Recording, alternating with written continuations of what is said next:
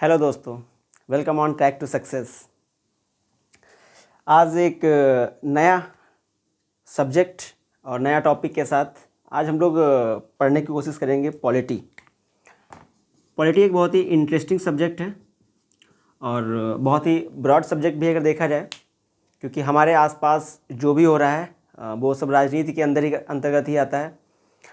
जैसे संसद से लेके पंचायत तक, यानी जो भारत का लोकतंत्र का जो उच्च स्तंभ से है और नीचे स्तंभ तक पूरा अगर देखा जाए तो इस पॉलिटी के अंतर्गत ही आता है।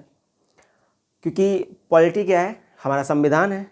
जो कुछ भी संविधान में है हमारे, वो सब हम यहाँ पॉलिटी के अंतर्गत आता है और वो पढ़ते हैं हम लोग। इसीलिए इसके पढ़ने के दो रीज़न हैं। एक अगर मोटा मोटा देखें तो जो हमारी रियल लाइफ में हो रहा है, पहला तो हम लोग एग्ज़ाम के पर्सपेक्टिव से पढ़ते हैं, सीधी सी बात है, क्योंकि जो सब्जेक्ट एग्ज़ाम में नहीं आता वो हम लोग पढ़ते नहीं हैं। तो ये एग्ज़ाम में आता है और काफ़ी अच्छा इसका वेटेज रहता है। और ख़ास बात यह कि अगर इसको आपने एक बार अगर शिद्दत से पढ़ लिया तो ये फिर दोबारा आपको कभी पढ़ना नहीं पड़ता है। एक बार में इतना अच्छा तैयार हो जाता है कि आप कभी भूलते नहीं हैं और एग्ज़ाम बहुत आसानी से जो है इसके ईजी कर सॉल्व करके चले जाते हैं। लेकिन अदर सब्जेक्ट में क्या होता है कि हमें भूल जाते हैं, हमें मेमोराइज़ करना पड़ता है। लेकिन इस सब्जेक्ट में ज़्यादा हमको जो है क्योंकि ये इंटरेस्टिंग सब्जेक्ट है और दूसरा जो रियल लाइफ में चल रहा होता है ये इस चीज़ को इंटरेस्टिंग बनाता है। ये वाला जो पार्ट है यही इस सब्जेक्ट को इंटरेस्टिंग बनाता है। कैसे?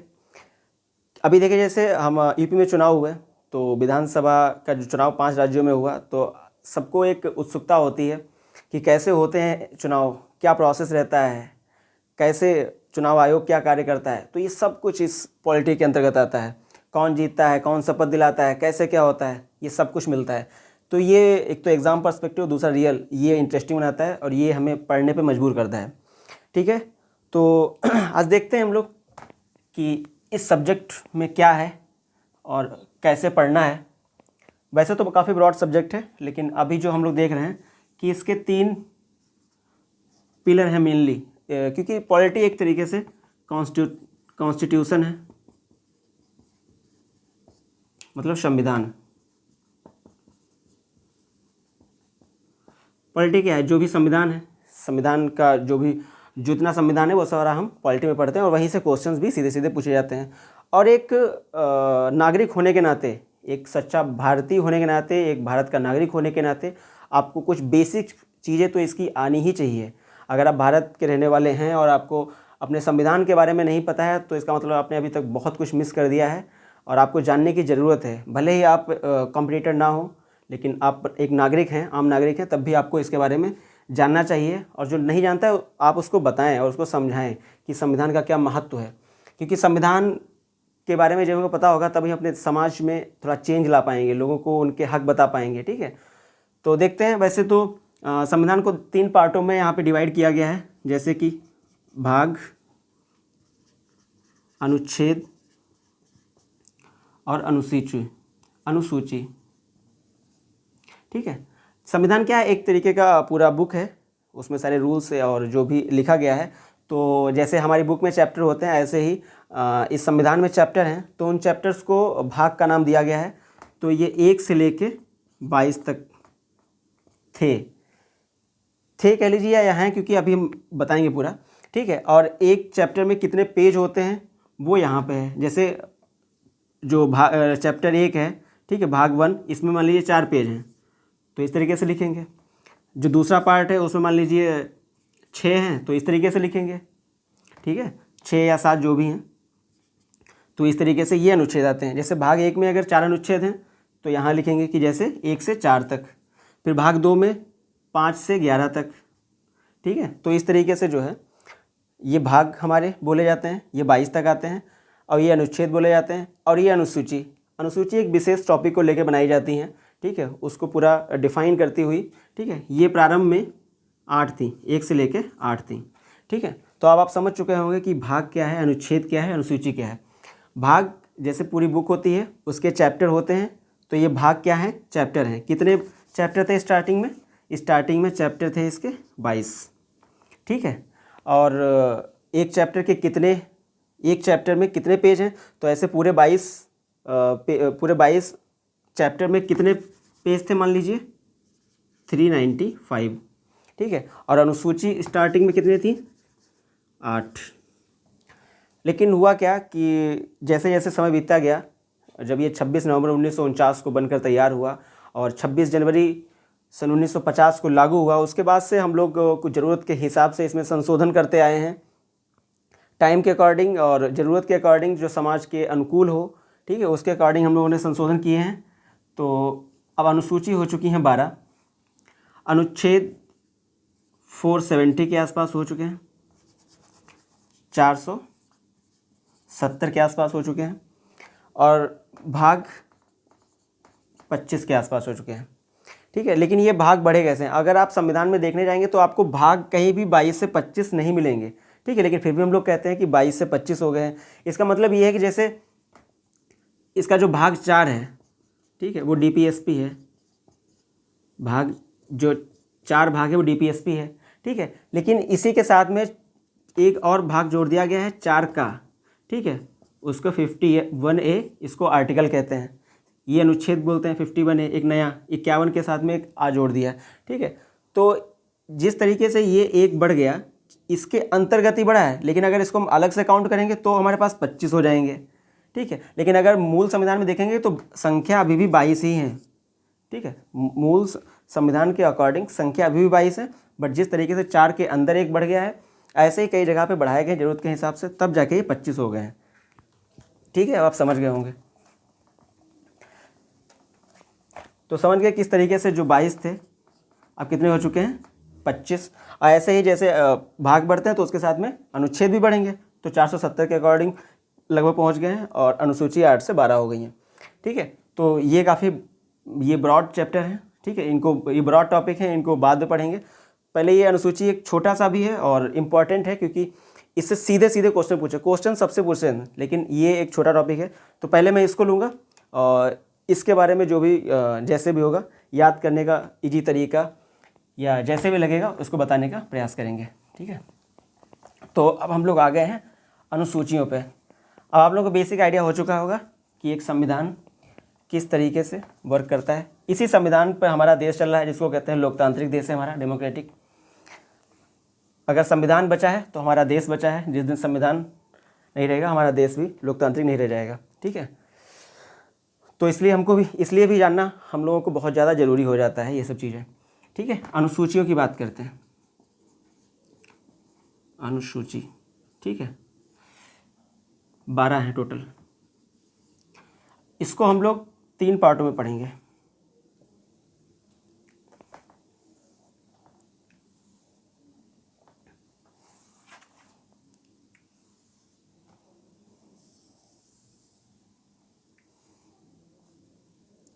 ठीक है, इसको हम लोग 3 पार्टों में पढ़ने की कोशिश करेंगे कि पहले 1, 2, 3, 4, 5, 6, 7, 8, 9, 10, 11 और 12, ठीक है।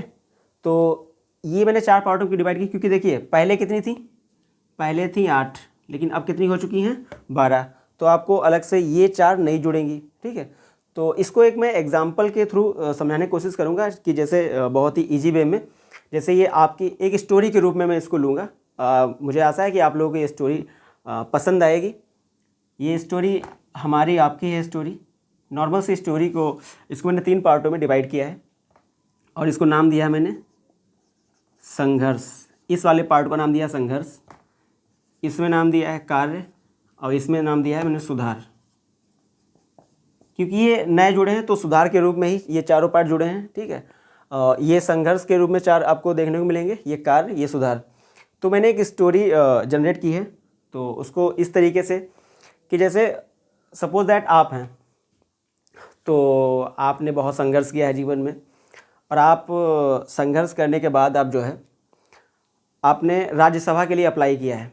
राज्यसभा के आप मेंबर बनना चाहते हैं, तो आपने क्या किया? राज्यसभा के लिए अप्लाई कर दिया है। तो अब आप राज्यसभा के मेंबर के लिए आपकी योग्यता देखी जाएगी। वैसे रियलिटी कुछ हो, बट स्टोरी के रूप में बता रहा हूँ, ठीक है। तो आप किसी राज्य से होंगे, जाहिर सी बात है किसी राज्य से होंगे, ठीक है। तो आप किसी राज्य से होंगे, आपने अप्लाई कर दिया है, ठीक है, अप्लाई हो गया। लेकिन जब हम किसी जॉब के लिए या कहीं अप्लाई करते हैं तो सबसे पहले हम क्या देखते हैं कि उसमें सैलरी कितनी है, ठीक है। क्योंकि जॉब जब हम अप्लाई करते हैं तो हम स्टेटस देखते हैं कि जॉब का स्टेटस क्या है, किस हिसाब से उसकी तैयारी करनी है, और सैलरी के अकॉर्डिंग हम उसकी जो तैयारी करते हैं। तो जाहिर सी बात है वेतन देखते हैं। उसके बाद हम, आपने जॉब के लिए अप्लाई कर दिया है, ठीक है, राज्यसभा का मेंबर बनने के लिए, ठीक है, आपने अप्लाई किया है, तो जाहिर सी बात है आप किसी राज्य से होंगे, ठीक है। उसके बाद आपने देखा कि इसमें वेतन कितना था, तो वेतन आपने देखा, वेतन चेक किया आपने कि अच्छा इतना अच्छा वेतन है इसमें, कहा चलिए ठीक है, बहुत अच्छी बात है। तो अब क्या होगा, अब वो लोग आपको चेक करेंगे, आपने जो बायोडाटा भेजा था वो लोग चेक करेंगे। उन्होंने चेक किया, कहा ठीक है आप योग्य हैं, आप आ जाइए काम पे। उन्होंने आपको काम पे बुला लिया। तो आप जब वहाँ जाएंगे तो राज्यसभा में ऐसे थोड़े बैठ जाएंगे, वो उसमें आपको कैसे बिठाएंगे, सोचिए ज़रा। वो आपको पहले वहाँ शपथ दिलाएंगे। क्या दिलाएंगे? शपथ, ठीक है। आपको क्या दिलाएंगे? शपथ। मतलब आपने पहले अप्लाई किया, ठीक है, तो उन्होंने विचार किया, तब तक आपने सैलरी चेक कर ली कि अच्छा सैलरी कितनी है, सैलरी भी आपने पता कर ली। उसके बाद आपको बुला लिया उन लोगों ने। जब उन लोगों ने बुलाया तो देखा कि अच्छा ठीक है, फिर आपको शपथ दिलाई, शपथ दिला दी, कहा ठीक है अब जाइए बैठिए। तो आप ऐसे कहाँ बैठेंगे, क्योंकि राज्यसभा तो बहुत बड़ा है, कहाँ बैठेंगे? तो आपके लिए एक सीट आवंटित कर दी जाएगी, ठीक है, सीट आवंटित कर दी जाएगी, एक सीट आपको दे दी जाएगी, ठीक है। आपको एक सीट दे दी कि हाँ ठीक है, आपका नाम नेम प्लेट लगा देंगे उस पर कि आप जो है यहीं बैठ जाइए, ठीक है। तो ये एक पार्ट हो गया। ये आपके संघर्ष की कहानी को बयां करता है कि आप कैसे उस पद तक पहुँचे, ठीक है। ये आपका संघर्ष था, आपने उससे पहले भी बहुत संघर्ष किए होंगे, ठीक है, जैसे राज्यसभा के अप्लाई करने के लिए, क्योंकि योग्यता भी तो चाहिए, तो आपने वो हासिल की होगी। तो ये आपका संघर्ष है। आपने अप्लाई किया, वेतन भत्ता देखा कि आपको कितना वेतन भत्ता मिलेगा, ठीक है। फिर वहाँ गए, आपको शपथ दिलाई गई, और उसके बाद आपको एक सीट दे दी गई, कहा जो है आप बैठ जाइए। तो अब आपको मिल गया। अब देखेंगे कि आप वहाँ कार्य क्या क्या करेंगे। जब आप वहाँ पहुँचे तो आप तो एक ग्रामीण क्षेत्र से थे, आपने बहुत संघर्ष किया है जीवन में, तो जाहिर सी बात है आप कुछ करना चाहेंगे, उन लोगों के लिए करना चाहेंगे जो बहुत गरीब हैं, जो निचला तबका है, उन सब के लिए कुछ करना चाहेंगे। तो आपने कहा कि मैं जो बहुत गरीब लोग हैं ना, SC ST लोग, उनके लिए कुछ करना चाहता हूँ, ठीक है। तो आप उनके लिए SC ST के लिए कुछ करना चाहते हैं। तो आपने कहा कि ऐसा है कि राज्यसभा में मैं कुछ करना चाहता हूँ, ऐसे सिर्फ यहाँ बैठूँगा नहीं। तो कहा किसके लिए? तो कहा SC ST के लिए करना चाहता हूँ कुछ। कहा अच्छा ठीक है। कहा तो कहाँ करना चाहेंगे, क्योंकि ये तो पूरे देश में है। बोले आप मुझे जो है असम, मेघालय, त्रिपुरा, मिजोरम, जो नॉर्थ ईस्ट वाला रीजन है उधर भेज दिए, क्योंकि मैं उधर कभी गया नहीं हूँ, वो हमारे लिए नया है। तो वहाँ पे उधर का नया भी हो जाएगा और वहाँ मैं देख भी लूँगा। तो असम, मेघालय, त्रिपुरा, मिजोरम, ठीक है, असम, मेघालय, त्रिपुरा, मिजोरम, 4 जो उधर राज्य हैं, वहाँ के लिए आपको जो है एलिजिबल कर दिया कि जाइए, ठीक है, आप वहाँ जो भी देखिए जाके क्या प्रशासन चल रहा है, क्या उनकी मजबूरियाँ हैं, क्या उनमें सुधार हो सकता है, कैसे उनका जीवन स्तर सुधर सकता है, आप जाइए वहाँ इस पर वर्क कीजिए जाके। तो आपको भेज दिया गया, आप वहाँ जाते हैं, और आप जब वहाँ जाते हैं तो साथ में आप 3 बक्सा जो है पैसा लेके जाते हैं। कितना बक्सा? 3 बक्सा, ठीक है। आप जब गए तो वहाँ क्या किया, आप 3 बक्सा पैसा लेके गए, और आपने वहाँ बता दिया कि जो है ये 3 बक्सा पैसा लेके आए हैं और आप लोग बहुत गरीब हैं, आप लोगों में पैसा बांटेंगे। तो सब लोग आ गए, और सब लोग आ गए पैसे लेने के लिए। अब आप बहुत परेशान हैं कि पैसा बांटे तो बांटे किस आधार पे। तो आपने बताया देखिए ऐसा है, ये वाला बक्सा जो है इसमें पैसा केंद्र का है, ठीक है, ये उसके पॉलिसी उनके अकॉर्डिंग बांटेंगे। ये वाला पैसा राज्य सरकार ने दिया है, ठीक है, ये उस हिसाब से बांटेंगे। और इसमें इन दोनों का मिक्सचअप है, केंद्र का भी है, राज्य का भी है, या कह लें अगर ओवरऑल कहें तो इसका जो है समवर्ती है ये, ठीक है। ये कैसा है? ये समवर्ती है। बोले अच्छा। तो आप बहुत परेशान हैं कि किस बेस पे बांटें, क्योंकि यहाँ पे अब सब भीड़ लग चुकी है, अब आपके समझ में आ नहीं रहा है कुछ, क्योंकि इतने लोग सारे राज्यों से आ गए हैं। तो आप कह रहे हैं क्या होगा, कैसे होगा। आपने दिमाग लगाया, कहा ऐसा है देखो, हम भाषा के आधार पर बांटेंगे, ऐसे नहीं बांट पाएंगे। तो आपने कहा ठीक है, अब हम आप लोगों को भाषा, क्योंकि अब इस पर वो लोग भी जो है विचार नहीं कर पा रहे थे कि हाँ यार चलो सही तो कह रहा है, अब भाषा के आधार पर बांट देंगे सही है, नहीं तो ऐसे राज्यों के आधार पर बांट लेंगे तो बहुत दिक्कत होगी, किसको देना कितना, कुछ लोग कहेंगे मेरे राज्य को कम दिया। अब ऐसे कह नहीं पाएंगे क्योंकि भाषा के आधार पर देंगे तो जाहिर सी बात है सबको जितने जितने लोग उस भाषा के बोलने वाले उस हिसाब से पैसा बांट देंगे। ठीक है, तो अब जब जब आपने बोला कि हम भाषा के आधार पर पैसा बांटेंगे तो अब क्या हुआ, आप सब लोग खुश होकर चले, सब लोग खुश हो गए आपसे। ठीक है, तो ये आपने कार्य किए कि आपने उनसे कहा कि मुझे कुछ कार्य करना है SC ST के लिए, तो कहा ठीक है जाइए करिए जाके।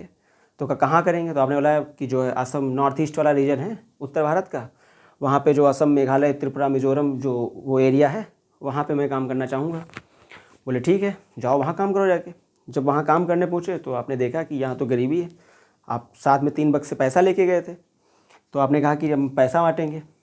तो कहा ठीक है आप पैसे बांटिए, लेकिन किस आधार पर बांटेंगे। तो वहाँ पे आपको दिक्कत आई, तो आपने कहा कि थोड़ा दिमाग लगाते हैं, फिर आपने सोचा कि भाषा के आधार पर पैसे बांटते हैं। भाषा के आधार पर बांटने में आपको फ़ायदा लगा क्योंकि इसमें आपका विरोध करने वाला आप कोई नहीं था। तो देखा कैसे आपने संघर्ष किया, मुकाम पे पहुँचे और आप कार्य कर रहे हैं उस क्षेत्र में जाके। अब आप लोग आपसे बहुत खुश हो गए हैं। अब जो यहाँ से आप सब खुश हो गए हैं तो जाहिर सी बात है अब साफ बात मानेंगे आपकी, तो यहाँ से सुधार शुरू हो जाएंगे। तो देखते हैं कैसे। अब सब खुश हो गए तो अगले दिन क्या हुआ कि आप तो वहीं रह रहे हैं, अब सब लोग आपसे खुश भी हैं, जिनको भी कोई दिक्कत होती है आपके पास चले आते हैं। तो एक दिन सुबह सुबह एक व्यक्ति दौड़ा आपके पास आया, कहा कि वो ऐसा है लड़ाई हो गई है गांव में। बोले लड़ाई हो गई है? हाँ बोले लड़ाई हो गई है। तो सोचो किस बात पे लड़ाई हुई होगी गाँव में। गाँव में अगर लड़ाई होती है तो उसका क्या रीज़न होगा, जाहिर सी बात एक ही रीज़न होगा, भूमि विवाद होगा। ठीक है, क्या विवाद होगा, भूमि विवाद होगा। ठीक है, भूमि विवाद होगा। तो बोले अच्छा भूमि का विवाद है, चलो देखते हैं चल के। गए वहाँ जाके उनसे पूछा कि क्या मैटर है, देखा, कहा ठीक है ये ऐसे ऐसे कर लो। तो आप गए और आपने क्या किया, ये आपकी कहानी है, आप ही कर रहे हैं जो कुछ कर रहे हैं। ठीक है, आप थोड़ा इमेजिन कीजिए, आप गए आपने विवाद देखा और विवाद को क्या किया, सुलझा दिया। ठीक है, विवाद को सुलझा दिया। और पुलिस तो वैसे भी कुछ काम करती वरती है नहीं, तो पुलिस का तो उसमें कोई रोल था नहीं, तो आपने सुलझा दिया। अब आप लोगों के हो गए हैं मसीहा। ठीक है, आपने ये जो विवाद जो था विवाद को सुलझा दिया। जब विवाद को सुलझा दिया तो लोग खुश हो गए कि पहली बार कि फर्स्ट टाइम ऐसा कुछ हुआ है। ठीक है, कि लोगों ने बात मान ली है और अच्छा मैटर जो सॉल्व हो गया है। तो 51 रुपये का प्रसाद चढ़ा दिया, कहा ठीक है आज से जो है जो भी प्रॉब्लम होंगी सब आपके पास आएंगे। ठीक है, तो भूमि विवाद आपने सुलझा दिया। ठीक है, एक पहली बार हुआ ऐसा और 51 रुपये का प्रसाद चढ़ा दिया आपने वहाँ पे। उन लोगों ने ही प्रसाद चढ़ाया, ठीक है, आपके लिए, कि मतलब बहुत अच्छा कार्य किया है। तो आपके दिमाग में एक आइडिया है कि इससे पहले भी तो ऐसे मतलब विवाद होते रहे होंगे, तो उनको सुलझाता कौन होगा, क्योंकि पुलिस तो जाहिर सी बात है कोई काम सही से ढंग से करती नहीं है। तो पूछा आपके जो इलाके के नेता वेता हैं जिनको आप लोग वोट देते हैं और चुन के भेजते हैं लोकसभा में, तो वो लोग आते नहीं हैं क्या, मतलब सॉल्व वॉल्व करने के लिए आपके केस वगैरह। बोले आते तो नहीं हैं, कभी कभी आ जाते हैं, क्यों, कहीं ऐसा क्यों है। बोले कि हम यहाँ से चुन के भेजते हैं, वो वहाँ जाके दल बदल लेते हैं। अब नई समस्या शुरू हो गई, कैसे, दल बदल की। उनसे हमें एक नई समस्या मिली दल बदल की। बोले कि हम यहाँ से चुन के भेजते हैं और वो लोग वहाँ जाते हैं दल ही बदल लेते हैं, तो हमारा कोई है ही नहीं, प्रतिनिधि नहीं है। बोले अच्छा कहने ऐसा कैसे होता, कितना होता है, कहीं लगभग हम अगर 85 भेजते हो तो उसमें 52 जो है लगभग दल बदल लेते हैं। अगर यहाँ से हम 85 भेजते हैं तो उसमें से 52 लोग दल बदल लेते हैं, यानी 85 भेजते हैं, 85 में से 52 लोग दल बदल लेते हैं। बोले अच्छा ऐसा है क्या। बोले हाँ। तो बोले अब क्या करें, क्योंकि हम रोज़ रोज़ तो आ नहीं पाएंगे यहाँ पे रोज़ रोज़ सॉल्व करने। तो बोले अच्छा एक काम करते हैं। आपने कहा कि चलिए एक काम करते हैं कि आपके ही बीच का एक व्यक्ति ऐसा पकड़ लेते हैं जो इन सारी समस्याओं को आपके पास सुलझा दे, हमारे पास आना ही ना पड़े आपके पास। बोले इससे अच्छा क्या हो सकता है। कहीं अच्छा ऐसा करते हैं, आपके वहाँ पंचायत के चुनाव तो होते हैं, प्रधान।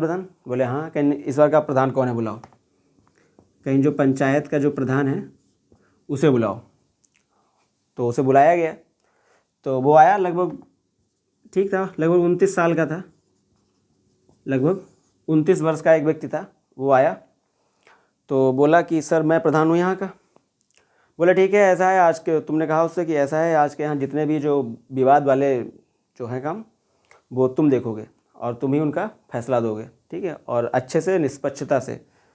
बोले ठीक है सर, हम सारा निष्पक्षता से काम करेंगे। ठीक है, तो और ये घटना कब की थी? ये घटना लगभग है 1992 की, ठीक है, और तब ये 73वां रूल आप बना के चले आए, ठीक है, 73वां रूल आप बना के चले आए।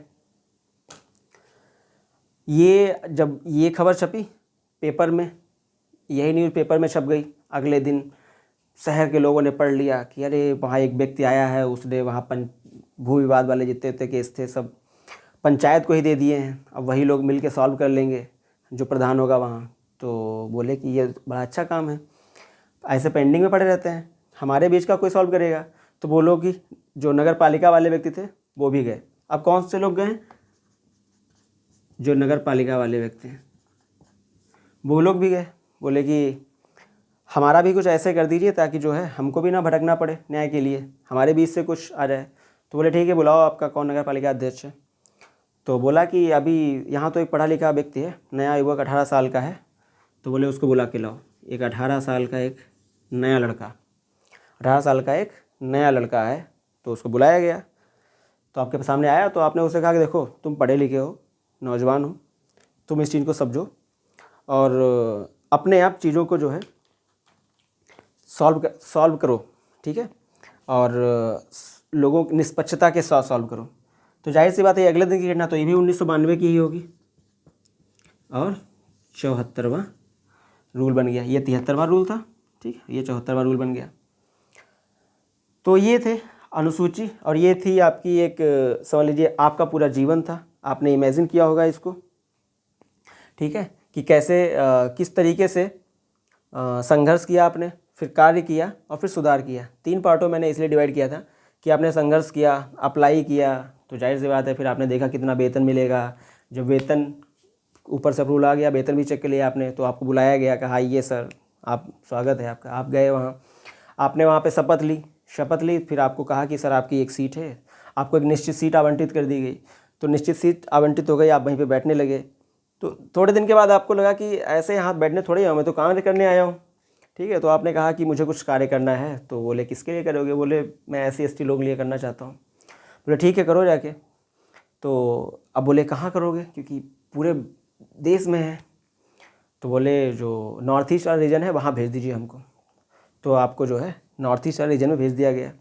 जब आप वहाँ गए तो आपने देखा कि यहाँ तो बहुत गरीबी है, ठीक है। तो आप 3 बक्से पैसे लेके गए, ठीक है, और आपने उनको बताया कि देखो ये केंद्र सरकार ने भेजा है, ये वाला बक्सा राज्य सरकार ने भेजा है, ये वाला समवर्ती मतलब दोनों ने मिल के भेजा है, तो ये वाला ज़्यादा बड़ा है। बोले अच्छा ठीक है, ये पैसा हम बांटेंगे आपको, लेकिन किस बेस पे बांटेंगे? कैन बेस क्या वो अब ऐसे कैसे बांट दें, क्योंकि ऐसे तो कोई भी राज्य कहेगा हमको कम दिया आपने, हमने ज़्यादा दिया। तो कहा हम ऐसे नहीं बांटेंगे, सब लड़ाई करेंगे आपस में। तो अपने भाषा के आधार पे जो है, भाषा के आधार पे आपने वहाँ पैसे बांटे, ठीक है। उसके बाद आपने देखा कि कैसे वहाँ पे भू विवाद हुआ, फिर आपने जो उसको भू विवाद को भू विवाद ज़्यादा उसको सॉल्व कर दिया, ठीक है, उसको सॉल्व कर दिया, ठीक है। तो इसको सीधे भूमि सुधार भी लिख लें, कोई दिक्कत नहीं, ठीक है।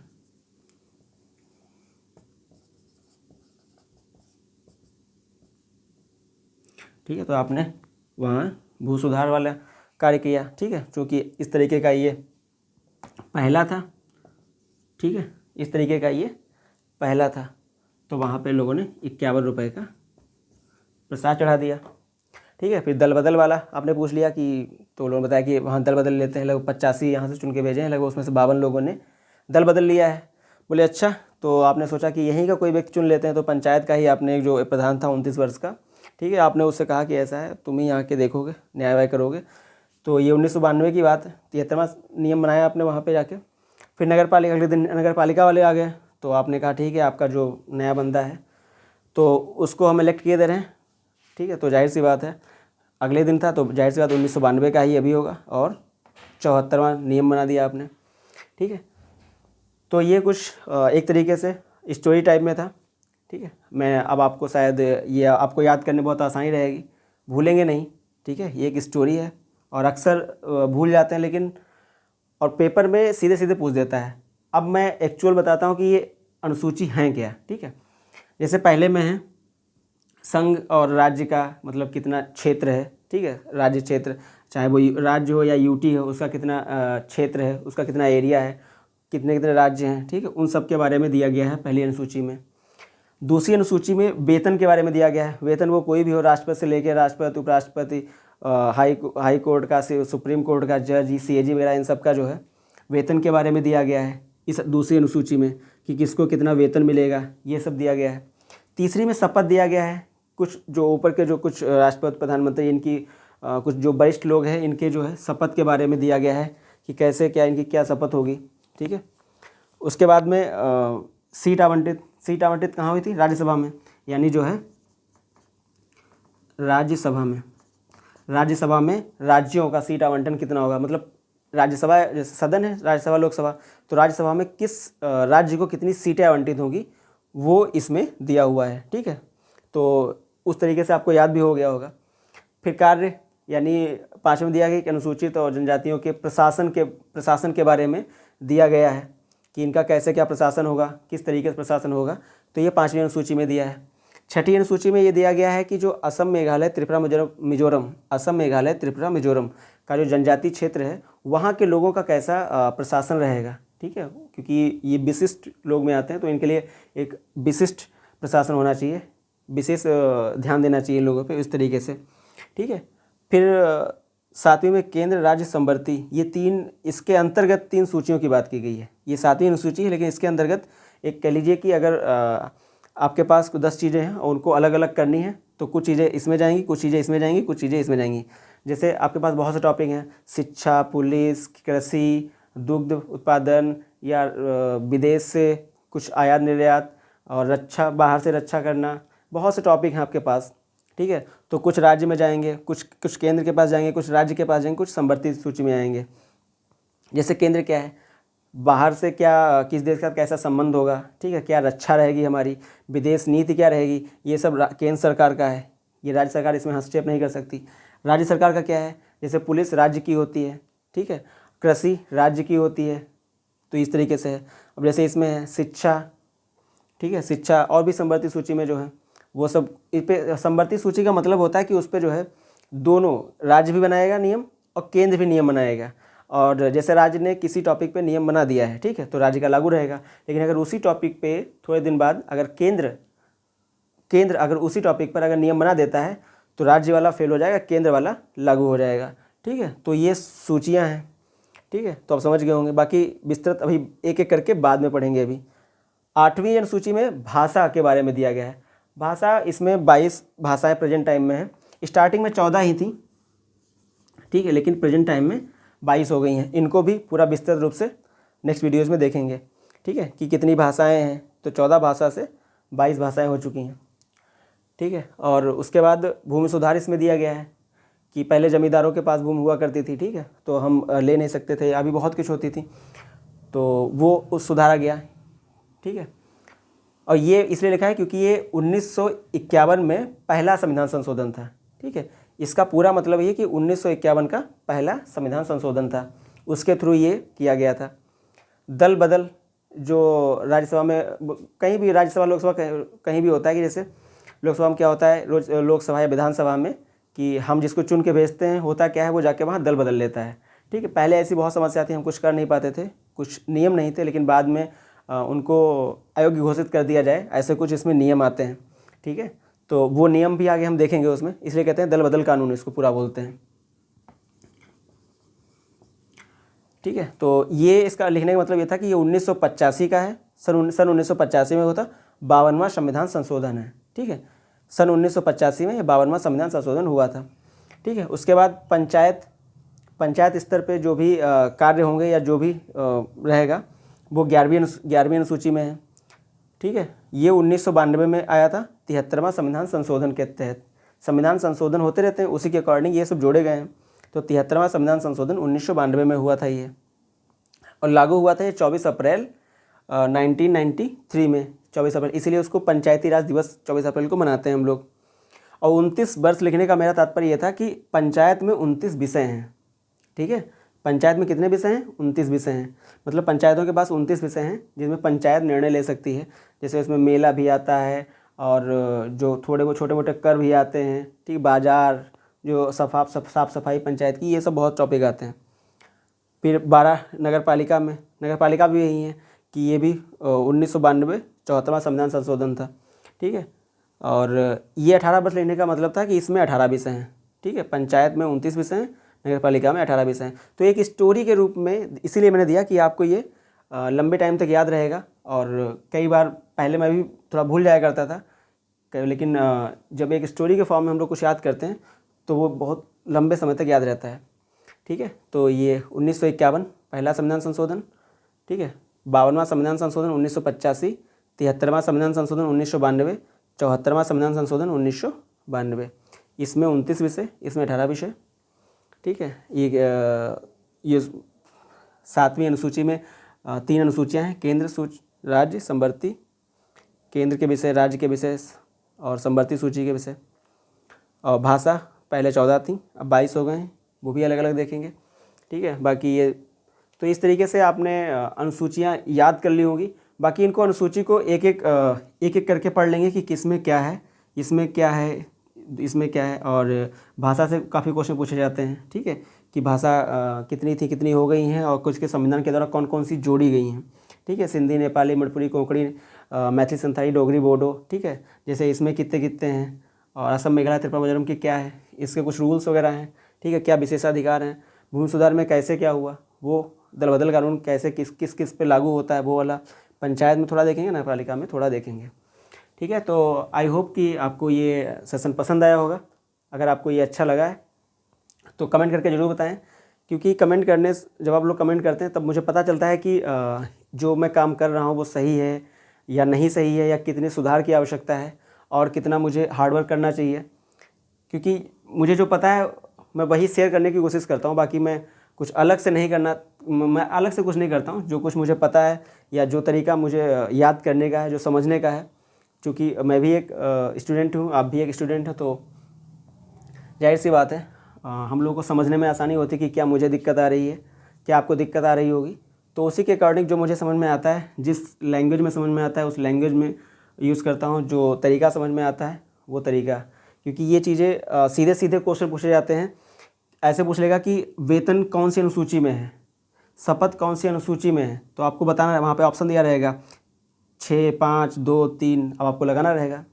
पूछ लेगा कि भाषा कौन सी अनुसूची में है, या पूछ लेगा भाषा मूल संविधान में कितनी भाषा थी, तो 14, अब कितनी हो गई हैं, 22, कौन कौन से संविधान में किस किस संशोधन के द्वारा जोड़ी गई, ठीक है। तो इस तरीके से इसमें कितने विषय हैं, इसमें कितने विषय हैं, इसमें कितने विषय हैं, दल बदल कानून किस परिस्थितियों में लगता है, ठीक है। जैसे कि 1, 2 जाते हैं तब उनको निरस्त कर दी जाती है, या अगर 2/3 जाते हैं तो निरस्त नहीं होती, इस तरीके से, ठीक है। तो बहुत कुछ है, उनको अलग अलग सेपरेट में पढ़ेंगे, ठीक है।